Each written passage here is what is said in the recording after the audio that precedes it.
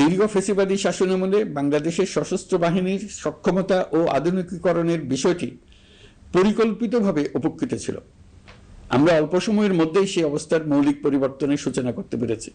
দায়িত্ব গ্রহণের পর থেকেই বর্তমান সরকার সশস্ত্র বাহিনীর সক্ষমতা বৃদ্ধি, আধুনিকায়ন এবং যে কোনো ধরনের আগ্রাসন কার্যকরভাবে মোকাবেলার জন্য সশস্ত্র বাহিনীকে উপযোগী করে গড়ে তোলাকে অগ্রাধিকার দিয়েছে। সশস্ত্র বাহিনীর প্রতিরক্ষা সক্ষমতা বৃদ্ধি একটি ব্যয়বহুল প্রক্রিয়া হলেও বর্তমান বৈশ্বিক বাস্তবতায় বহির্বিশ্বের সম্ভাব্য হুমকি ও আগ্রাসন মোকাবেলার জন্য এর কোনো বিকল্প নেই। এই বাস্তবতা বিবেচনা নিয়ে অন্তর্বর্তী সরকার তার সীমিত মেয়াদের মধ্যে সেনাবাহিনী, বিমান বাহিনী ও নৌবাহিনীর সক্ষমতা বৃদ্ধিতে যুগান্তকারী পদক্ষেপ গ্রহণ করেছে। আমি দৃঢ়ভাবে বিশ্বাস করি এই উদ্যোগগুলোর ধারাবাহিকতা ভবিষ্যতের নির্বাচিত গণতান্ত্রিক সরকার সমূহ অব্যাহত রাখবে, যাতে বাংলাদেশের জাতীয় নিরাপত্তা, স্বাধীনতা, সার্বভৌমত্ব, আঞ্চলিক অখণ্ডতা দীর্ঘমেয়াদে নিশ্চিত করা যায়। পাপরিকা আর মেক্সিকান মশলার মাইন্ড ব্লাস্টিং ফ্লেভারে ডিটোস পার্টি হবে জোস যদি থাকে ডিটোস। প্রিয় দেশবাসী, বাংলাদেশ এখন কেবল সংকট থেকে উত্তরণের গল্প নয়, বাংলাদেশ আজ অমিত সম্ভাবনার দেশ। আমাদের ছেলে মেয়েরা অসীম সম্ভাবনা নিয়ে জন্মায়। এটি সাহসী, সৃজনশীল, উদ্যমী তরুণদের দেশ। তাদের দরকার উপযুক্ত শিক্ষা, বিশ্বমানের প্রশিক্ষণ এবং এমন একটি রাষ্ট্র ব্যবস্থা যেখানে মেধা ও পরিশ্রম ও সততার মূল্য আছে। সারা বিশ্বে অর্থনৈতিক কর্মকাণ্ড পরিচালনায় প্রতি বছর বিপুল সংখ্যক দক্ষ, কর্মঠ, শৃঙ্খলাবদ্ধ কর্মীর প্রয়োজন তৈরি হচ্ছে, আর বাংলাদেশে আছে কর্মক্ষম বিপুল তরুণ সম্প্রদায়। আমরা যদি এই বৈশ্বিক চাহিদা পূরণে উপযুক্ত পদক্ষেপ গ্রহণ করি, তাহলে জাপান, কোরিয়া, মধ্যপ্রাচ্য, ইউরোপ, উত্তর আমেরিকা সহ সবাই চাইবে বাংলাদেশের তরুণ তরুণীদের শ্রম, মেধা ও সৃজনশীলতা ব্যবহার করতে।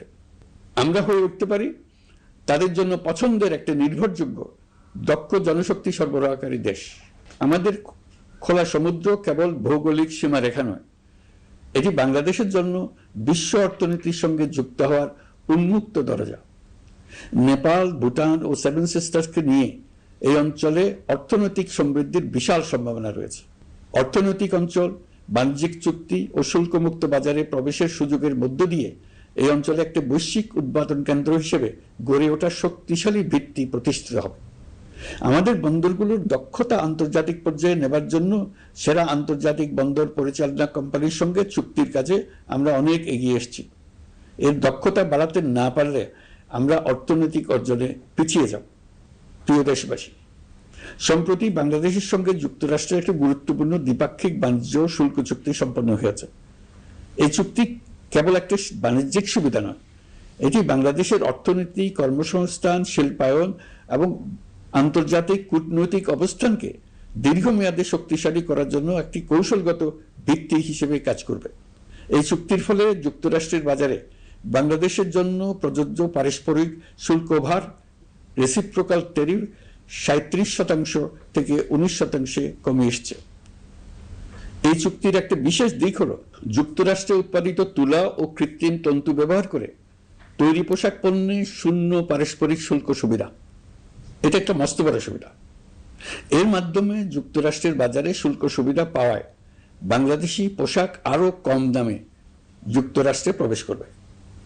যুক্তরাষ্ট্রের তুলা ব্যবহারের ফলে আমাদের সরবরাহ চেইন আরো বৈচিত্র্যময় ও স্থিতিশীল হবে। এটি বাংলাদেশের পোশাক শিল্পকে উচ্চ মূল্যের ও উন্নত মানের পণ্যের দিকে অগ্রসর হওয়ার সুযোগ করে দেবে।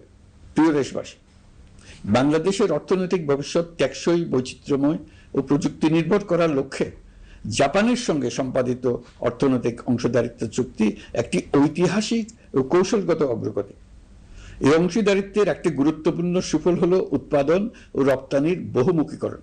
জাপানের সঙ্গে সহযোগিতার ফলে অটোমোবাইল যন্ত্রাংশ, ইলেকট্রনিক্স, রেলওয়ে সরঞ্জাম, গ্রিন টেকনোলজি এবং উচ্চ মূল্যের শিল্পপণ্যে বাংলাদেশ ধাপে ধাপে যুক্ত হতে পারবে। এতে আমাদের ঝুঁকি কমবে এবং বৈশ্বিক বাজারে বাংলাদেশের অবস্থান আরো শক্তিশালী হবে। পৃথিবীর শিল্পোন্নত দেশগুলো আমাদের দেশে বিনিয়োগ করবে শুধু জাপানে শুল্কমুক্ত রপ্তানির সুবিধা গ্রহণ করার জন্য। প্রিয় দেশবাসী, আমরা চীনের সাথে আমাদের উন্নয়ন সহযোগিতা গভীরতর করেছে। গত বছর মার্চে বেজিংয়ে চীনের প্রেসিডেন্ট শি জিনপিং এর সাথে বৈঠকে আমরা দুদেশের মধ্যকার কৌশলগত অংশীদারিত্বকে নতুন পর্যায়ে উন্নীত করার প্রত্যয় ব্যক্ত করেছে। ইতিমধ্যে তিস্তা নদীর সামগ্রিক ব্যবস্থাপনা ও পুনর্বাসন প্রকল্পের বিষয়ে উল্লেখযোগ্য অগ্রগতি হয়েছে। নীলফামারীতে 1000 শয্যার একটি আন্তর্জাতিক মানের হাসপাতাল তৈরিতে দুদেশ একমত হয়েছে। এই কাজটি আমরা এগিয়ে নিতে পেরেছি। আমরা এমন একটি বাংলাদেশ গড়ে তুলতে চাই যে বাংলাদেশ শুধু স্বল্প মূল্যের শ্রমনির্ভর অর্থনীতি নয়, বরং দক্ষতা ও প্রযুক্তি ও মূল্য সংযোজন ভিত্তিক অর্থনীতিতে রূপান্তরিত হবে। তবে আমি স্পষ্টভাবে বলতে চাই, এই সম্ভাবনা বাস্তবে রূপান্তরিত হলে 3টি বিষয়ের কোনো বিকল্প নেই: শিক্ষা, প্রশিক্ষণ এবং সততা। অতীতে রাষ্ট্রীয় ব্যবস্থাপনায় সীমাহীন দুর্নীতি, অসততা, অনিয়ম ও জালিয়াতিকে উৎসাহিত করা হয়েছিল। সেই সংস্কৃতি আমাদের পেছনে টেনে রেখেছিল, আমাদের বিশ্বাসযোগ্যতা ক্ষুণ্ণ করেছিল। নতুন বাংলাদেশকে সেই পথ থেকে সরে আসতে হবে। আমাদেরকে প্রতিজ্ঞাবদ্ধ হতে হবে নিয়ম মানায়, প্রতিশ্রুতি রক্ষা, মান বজায় রাখা, রাষ্ট্রের প্রতিটি স্তরকে দুর্নীতিমুক্ত করায়, স্বচ্ছতা ও দায়বদ্ধতা নিশ্চিত করা।